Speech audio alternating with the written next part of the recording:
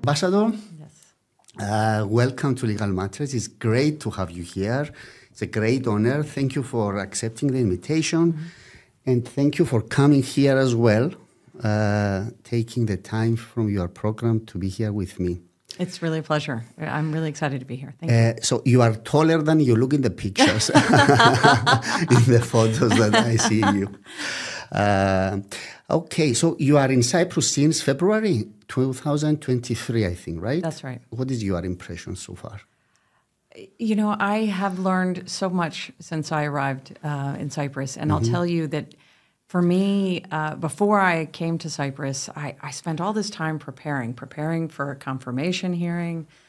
Did you go through a normal confirmation hearing? Of course I did. did. With questions from Yes, with questions from the senators. Okay. And yes, of course. And before someone who's been nominated to be an ambassador gets to the hearing, do a lot of meetings with the senators, with members of their staff beforehand. So there's kind of an intensive preparation period. And I think for me, I spent that time period studying Security Council resolutions, studying white papers and think tank products and things like this, and reading lots of messages from my predecessors, you know. And I thought about it very academically. And the day I arrived in Cyprus, and it was February of 2023, and I remember it so well because I came from Washington, I came through Frankfurt, there happened to be a transportation strike. I got stuck in the cold and dark, and I got to Cyprus and sort of got off the plane, and I think for Cyprus it was cold, but it was for somebody coming from Washington who got stuck in Frankfurt on the way, the sun was shining. And welcome to paradise. And it just really, what I think doesn't come through for someone who studies Cyprus from afar is it's not just the warmth of the sunshine, it's the warmth of the people. It's the genuine welcome that I felt from so many individuals. I'm not just talking about on a government to government level, although it was a very exciting time to arrive, just as a new government was, coming into. Yes, you came in February, and in March we had the elections. That's right. Yeah. It was the elections were in February. The inauguration was, I think it was on March 1st, if I remember. And so it was really a fortuitous time to start in my new role as an ambassador here in Cyprus, at the same time that a new president and his team were undertaking their roles. And did you know anything about Cyprus before? I mean, I know you served as an ambassador to Belarus. Yes. So did I know anything about Cyprus before? Of course. Of course. I've spent a career thinking about security in Europe. It's sort of the thread that dominates, I think, my years of service as a diplomat is mostly in states of the former Soviet Union. I've served in Ukraine. I've served in Russia. I've served in Georgia. You speak Russian? I do speak Russian. Yeah. How did this come about? I first studied Russian at university. Yes, I know that, but the interest to study and learn Russian and Eastern... I think it really stems from, a genuine interest that I had as a teenager. My father had been a Navy officer. He had been a Navy pilot, and he spent a lot of time thinking about working on supporting naval activities in the Atlantic. And so I sort of grew up he was also a commercial airline pilot, so he did both. But I spent a lot of time thinking about the existence of the Soviet Navy off the east coast of the United States. Thinking of your father and the dangers and... And when I was growing up, of course, there were a tremendous number of changes taking place in the Soviet Union. And it was something that I was really interested to understand. I was deeply interested in where there was opportunity for the United States and thinking about what the future might be, right, that would be different from the Cold War. And so I think for me that's really what... and then I was lucky enough to go to a university where I took a political science course on what was happening in the states of the former Soviet Union, and I found amazing professors and said, I want to study with these people. Yeah. So are you fluent in Russian or you just talk? I would say my Russian sort of ebbs and flows. It depends on where I'm living and how much I get to use it. And I see from your CV that you studied Russian and East European Studies at the University of North Carolina. Yes. And then you went to Princeton and did a Master of Public Policy. That's right. So did you want to become a diplomat from your very young years? I mean, I see a direction with the studies and everything. I think for me, what I was genuinely interested in was public service of some kind. Okay. And because I came from a military family, I think I was inclined to some kind of a national security bent. It was what I was interested in. But to be very honest, I didn't know a diplomat. I didn't know anything about our foreign service. And the only reason that I actually found my way into this career was because I had a wonderful professor at the University of North Carolina at Chapel Hill who said, you should take the entrance exam. And I said, I have no idea what you're talking about. And he said, take it and you'll figure it out later. Yes. And you did not regret it, right? It's really funny. I thought I would become a diplomat and maybe I would do something interesting overseas for 2 years or 4 years. And I always thought, after that, I'm going to get a real job, which I think meant becoming a lawyer. Yes. When I was 21 years old, I think that meant becoming a lawyer.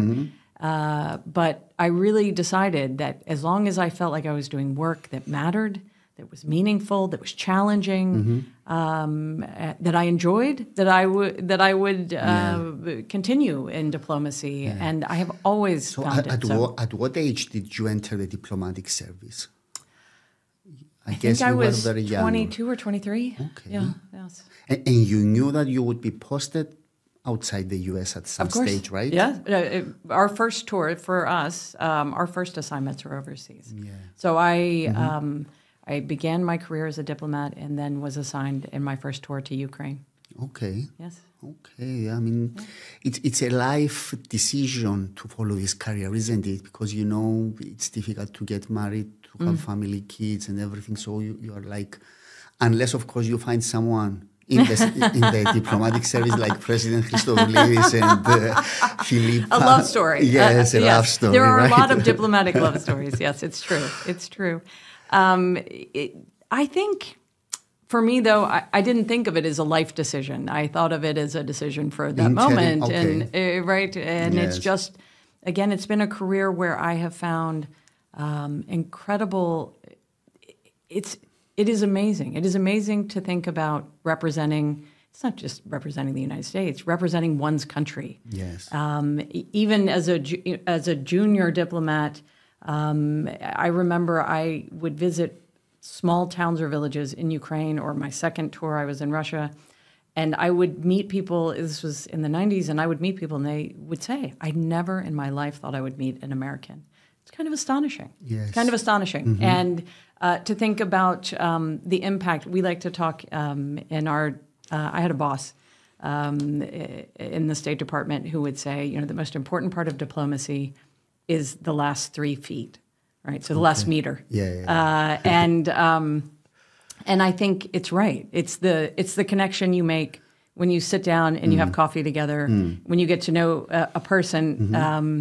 When I started as a diplomat, nobody was doing virtual meetings and things like that. Yes, it had to be face to face. But it's always been the most important part. It's how we understand each other. It's how somebody like me gets to learn about Cyprus by sitting down, by learning from the people who have lived here their whole lives, by learning from people who have built businesses, who are advancing the economy, who are conducting research, who are working to bring people across the island together, right? It's all of it is what helps yes. And you need us understand each other. You need to love this job, right? To be dedicated to it, to be happy. I think the people who are particularly, the diplomats who I've always admired are people who really love it, for sure.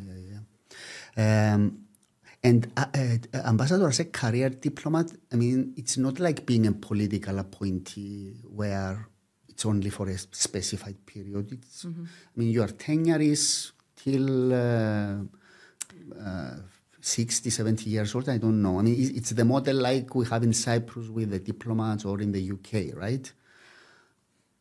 I don't know that it's exactly the same. Okay. For us, as career diplomats, we are... It's not a contract with a duration. It's still retirement, isn't it? Well, our human resources department, it's very complicated, but in general for us, we have, I think we describe it by putting it sort of into military terms, right? Okay. So for American diplomats, mostly, you sort of have an opportunity. You have a certain number of years to get promoted, and as long as you're promoted, then you continue, and you can continue until I think 65 is our retirement age.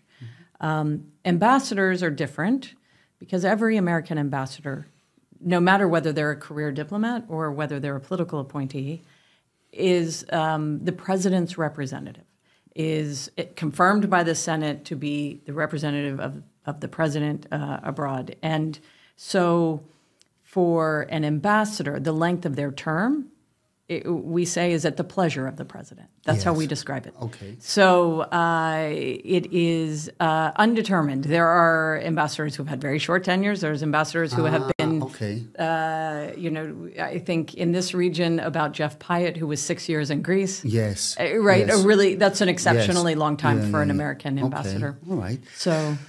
Okay, so let's talk now about the U.S.-Cyprus bilateral relations. Okay. And I read in one of your interviews, and you said that the Cyprus-U.S. bilateral relations are at a historic high.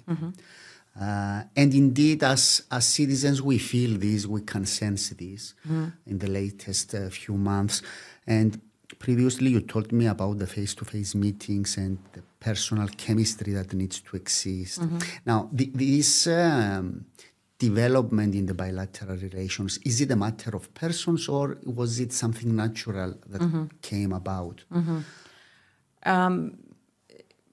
For me, let me say, first and foremost, right, relations between countries, relations between nations, right, they can be enhanced by those personal relationships. Okay. They can be enhanced by the efforts of individuals. As a matter of fact, they rely on the efforts of individuals.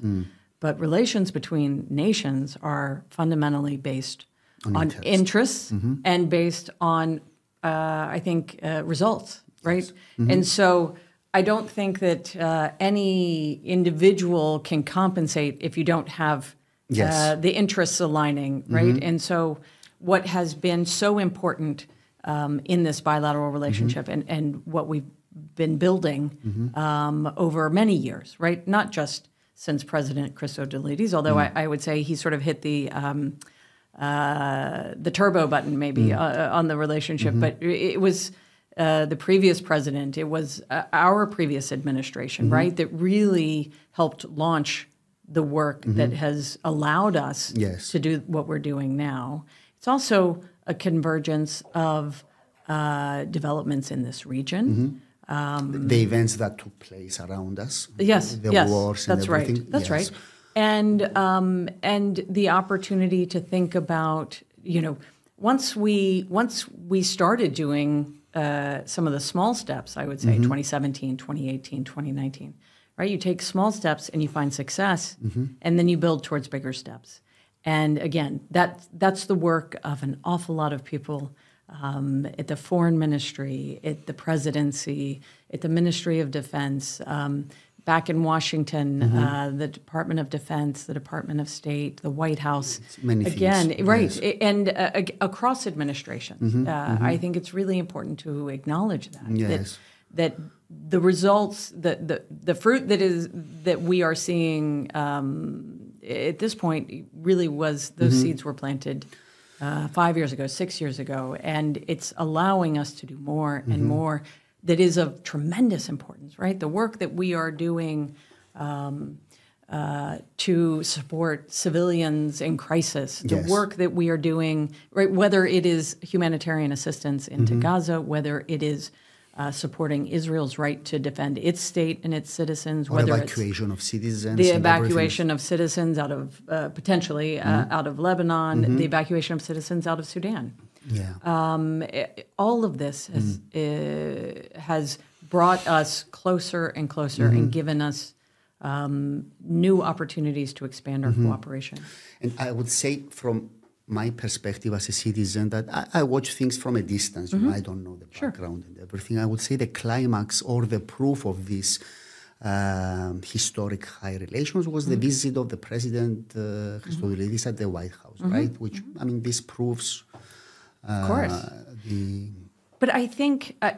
I would absolutely point you towards, right, 28 years since the last time a president of the Republic of Cyprus was... From our perspective, it was a historic step. It was a milestone, let's say. It absolutely, and that I agree, that's an absolutely correct way of reading it. For a small country like ours. And it was such an important meeting, but it came, and this is probably, right, like a picture in the Oval Office, right, like that's more than 1,000 words. Yes. But it really came only a short time after we held the inaugural, the first strategic dialogue. Yes. Which, you know, I really want to highlight because, again, the Oval Office meeting was a rich and deep engagement with, you know, with our head of state, with the Secretary of State, our National Security Advisor, with the foreign minister, the deputy minister for Europe, and so many, right? Like it was just such an important meeting, but it built on the work that we did in the strategic dialogue, right? Which was a continuation of that. That's right. And in the strategic dialogue, which was led by the permanent secretary of the Ministry of Foreign Affairs and by our assistant secretary for European Affairs, you know, we had enormous delegations on both sides of the table, an entire day dedicated to thinking about how we expand the relationship in people-to-people areas. How do we expand educational ties? How do we bring commercial interests closer together to find opportunities? How are we looking at events in this region? How are Cypriots looking at events in this region? Because understanding how we see the region developing from each other's perspectives. There's something very valuable in that. So all of it, one of the things I really like to point towards, because I think it's important, is the first meeting I had with President Christodoulides when I arrived. You know, he was very clear in his orientation and what he intended to do. It was the very beginning, his first week, maybe his second week in office. And, you know, he really looked at me and said, this is my plan. And what we have to do is produce concrete results that people can feel and understand, not just the policy papers and not just delegation visits and things like this. Real results. Yes, real results. And I think that has guided so much of the work that we have been doing, is how do we make sure that for the citizens of Cyprus, how do we make sure that for Americans, that there are concrete results that we can point toward for all of the work that we are doing. And I really feel that we have just an incredibly robust record in this respect. I agree with you. You know, in the domestic field, it wasn't discussed about the visit. Is the coffee good? Yes. The sugar? Perfect. Okay. Thank you. But I think for such a meeting, the role of the U.S. ambassador must have been instrumental in organizing this or having this summit, I guess. I think meetings like this don't come together without a lot of people, right? It's not, again, diplomacy. It's not one person's despite what job. people might see on Netflix or in popular television shows, diplomacy is a team sport. Yes. It's not an individual sport. Yes. Now that you mentioned Netflix, did you watch this, the Diplomat, the series? I've seen a little bit of it. Is it near to reality or is it... Do you think that all the legal shows, are they close to reality? No, they are not at all. That's what I tell my son and my daughter. Don't watch Suits because it has nothing to do with what happens in the real courts. Okay, let's talk about the strategic dialogue, Ambassador, which is very important. It has very important aspects. And I want to talk a little bit about CYCLOPS, Good.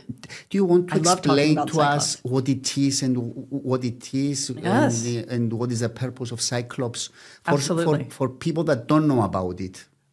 How would we explain I treasure the opportunity to talk about CYCLOPS Please. because we are so incredibly proud of this collaboration. And again, this is one of the areas where I'm going to point towards the previous administration as where the initial seeds of cooperation to cooperate, to stand up a center that is dedicated. It stands for the Cyprus Land, Open Seas, and Port Security Centers. Yes. CYCLOPS. I think I had hit to all look of it the up. Cyprus Center for Land, Open Seas, and Port Security. Yes, and Yes. But cleverly designed logo, and Yes. of The course, Americans have this. They always put initials. we can always come up with an Yes. acronym. We Acronyms, always can. yes. Yes, we have a special department for that. But but what was envisioned was a collaboration between the United States of America and the Republic of Cyprus to think about how we could work together to bring people from the region who are thinking about the threats that cross borders, right? So that means to us, right? That means thinking about the proliferation of chemical, biological, and radiological materials, nuclear materials. It means thinking about threats like trafficking in persons. It means countering the drug trade, right? We think of these as transnational threats, right? So if one country in the region is a weak link, right, it affects all the others. Yes. That's right. And given Cyprus's geography and given Cyprus's traditionally very strong relationships with the countries in the region, what we envisioned together was the opportunity to bring experts from the region who are working on customs, border protection, detection of these kinds of materials that I'm talking about, chemical. Does it have to do with the military as well, or it has no? It's more about border security, right? And thinking also, right, and thinking about Cyprus as the gateway into the European Union. The idea was, let's bring experts from the United States who do these things to the region. Let's bring students who are coming from throughout the Middle East, who are coming from North Africa, who are coming from Israel. Let's cooperate with the UN on this training as well, and create a facility where people can take away very practical skills and develop a tradecraft. They do training? Yes. So they come and they train. So they come from different countries? That's right. In Cyprus, in Larnaca, and they train? That's right. Who trains them? So in many cases, it's experts from the United States. We just had a class, I think it was 2 weeks ago, with the Pacific Northwest National Laboratory experts. We bring experts from our agencies. Depending on the topic, there are experts who come from the UN. There are European Union experts. Cypriots are both running the courses and offering training as well. And so it is truly a collaboration. And there's very practical, hands-on elements at CYCLOPS. There's we all refer to it as the ship in a box. And it's, it gets stuffed with goods. So an inspector that's actually trying to make sure that they are both facilitating trade and making sure that those cargo containers are both, legitimate trade is moving quickly, but yet we who are interested in ensuring the security of our citizens are also making sure we can detect materials. I read on the internet that around 2,000 officials were trained so far. Yes. From Algeria, Iraq, Georgia, and so forth. So many countries, Ukraine, Libya, Yemen. It's an incredible story, again, of our collaboration. We find because students are coming to Cyprus from the region, they spend less time traveling. They spend less time dealing with jet lag, right? Because they're not going all the way across the ocean. And from what I've seen, I go and speak to many of the classes when they're here. And what we find is it's the collaborative environment, right? It's what they learn right, from a big country like the United States, from a smaller, country the size of Cyprus, from others. So they share experiences. Yes, and everything. yes. Okay. So the second, this is very interesting, but we don't have much time, as you know. The second aspect is law enforcement. Okay. And I want to talk a little bit, Ambassador, about the sanctions and about the involvement of FBI. Okay. So let's start with the FBI. Okay. I'm reading reports that FBI officers are in Cyprus and they are assisting the Cyprus government and so forth. So can you enlighten us a little bit? If the FBI is here, FBI for us is something. Sure.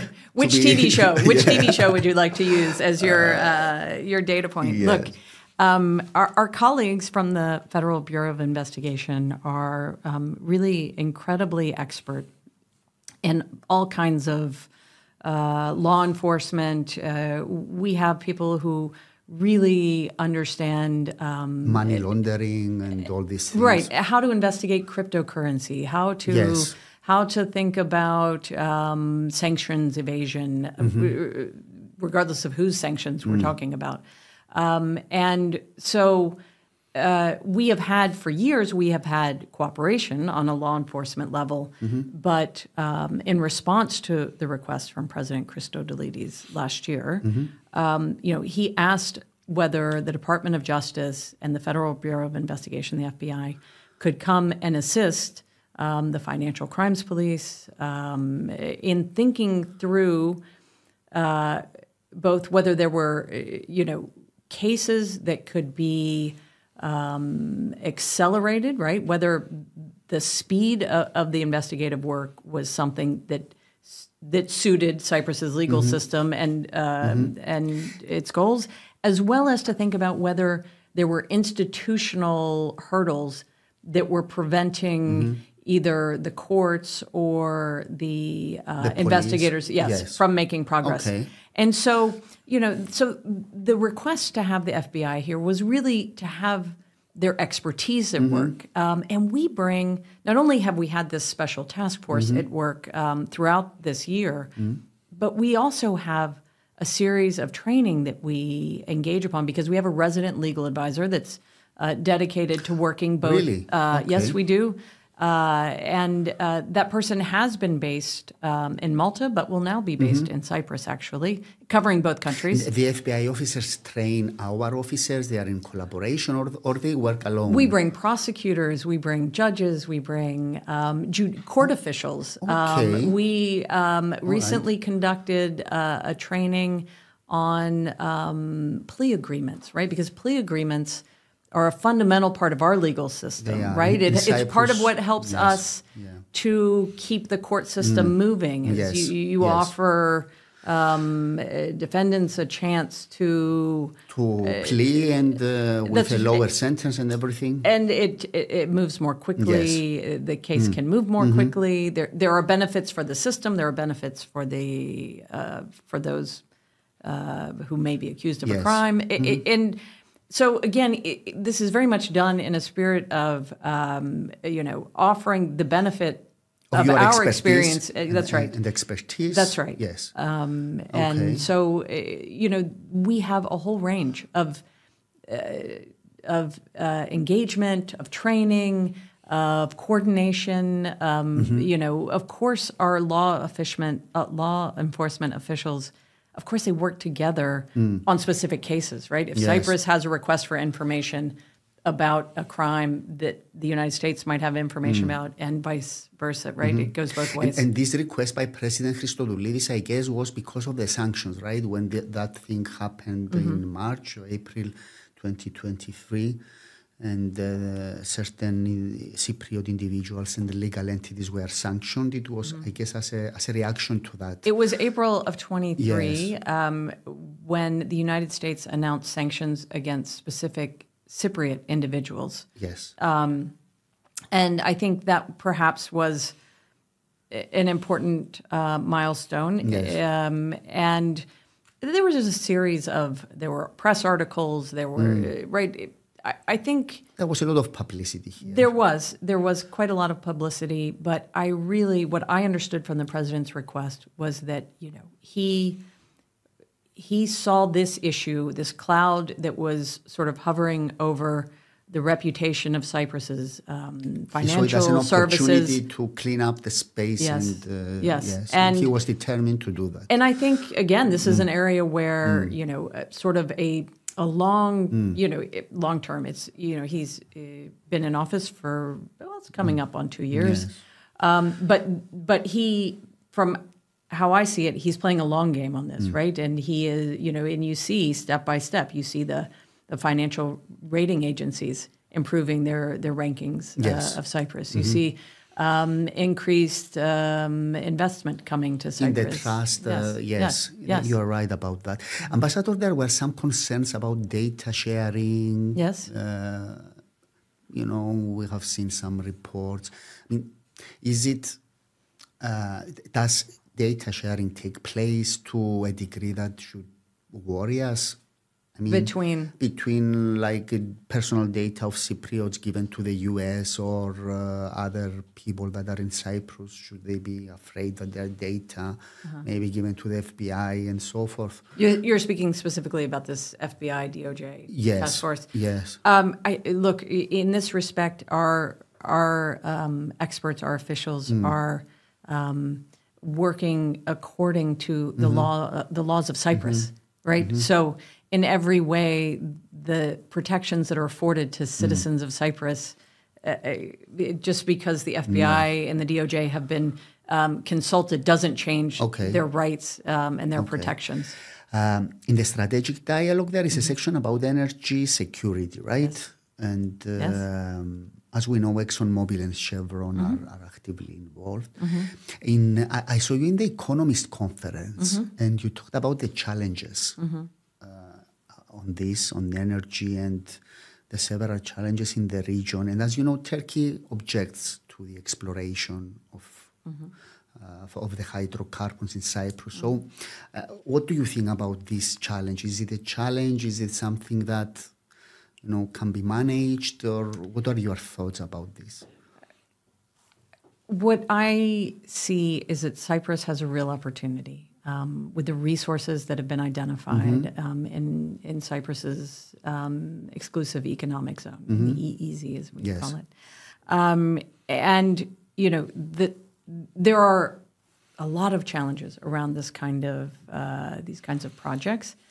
There are environmental challenges. Yes. There are political challenges. There are economic challenges, it's infrastructure challenges, right?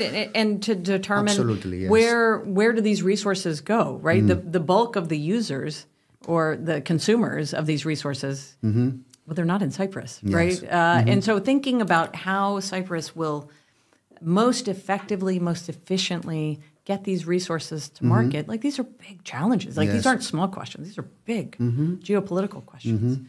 So I think there's a tremendous amount of interest from many countries. I think it's very important that these major U.S. companies are present in Cyprus. I think it is very positive. Look, Chevron and ExxonMobil have just incredible track records of successfully bringing resources to market and navigating political challenges of all kinds and really being committed, both of these corporations. I have worked with them in many places over my decades of service as a diplomat. And what I know is they're not in it for today. They are really in it for the long term. Yes, absolutely. Yes. Absolutely. And I think that's the only way to build towards success in these kinds of projects. So can we say that the fact that these U.S. companies are here, it means that they have the okay from the American government? I mean, they wouldn't come or it doesn't work like this? I would say when it comes to energy, developing energy resources, we have an incredibly close and collaborative relationship between not just the Department of State and the energy companies. Jeff Pyatt, we spoke about him for a second earlier, is our Assistant Secretary for Energy Resources at the State Department. We also have the Department of Energy. Look, we work very collaboratively with our energy companies, but they make commercial decisions, right? They are responsible to their shareholders first and foremost, and so they do a lot of due diligence around these questions before they Two last questions, Ambassador. Okay. From your experience, the contacts, the information you have, would you say that you are optimistic for the next round of talks? I mean, it is reported that there will be some talks in January about the Cyprus problem. There will be a meeting under the auspices of the United Nations. Are you optimistic? Is it something that we should be waiting for, or I see, no comment? Of course, I'll give you a comment. Here's what I see is time matters a lot, and nobody in Cyprus needs to hear that from any American or the American ambassador.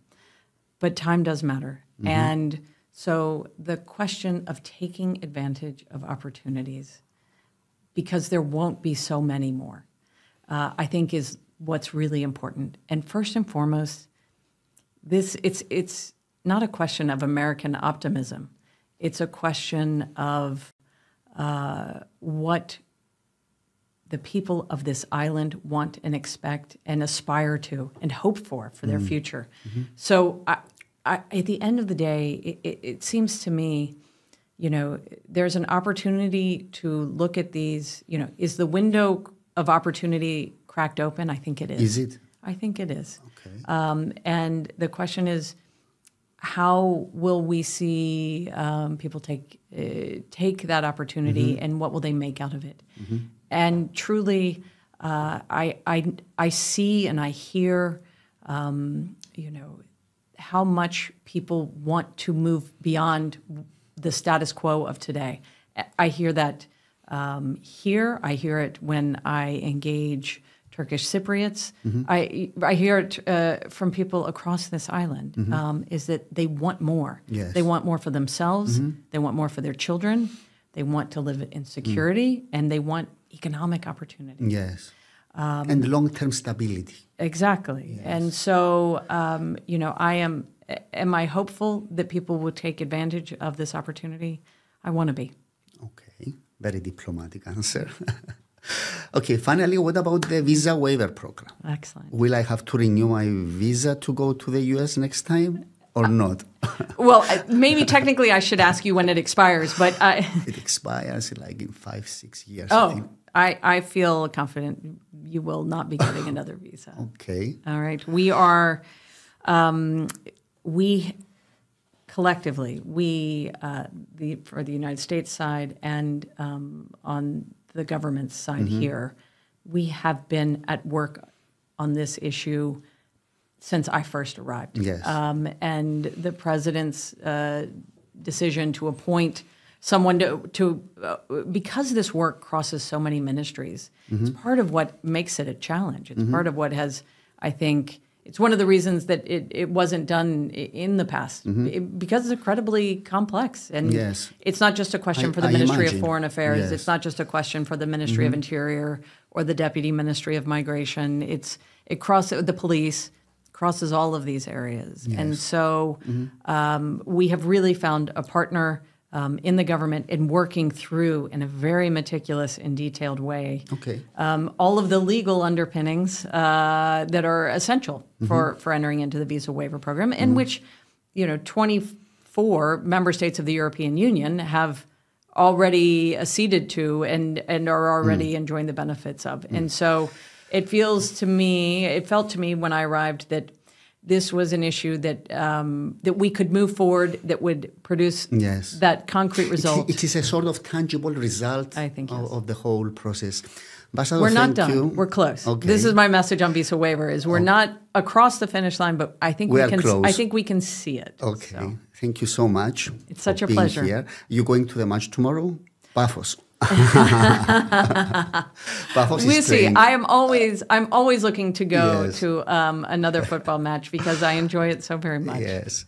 So are you a fan of Paphos only, or? I am a fan of football. Of football. I am a fan of football. Okay. So I've been to Apoel games, Ammonia games. Really? Apollon games. In Nicosia or? At Nicosia. I've been in Limassol. I've been in Paphos. Yes, I've been to see the Apollon ladies play in Larnaca. So, yes, I have been to quite a few. I only saw you with the president at the Paphos game, so I thought it was just one-off. No. Okay, good I'm to a know fan. then. And at one point, I was a very mediocre player. Okay. Thank you so much again. It's a pleasure. It was great to talk to you. I really enjoyed it. Thanks very much.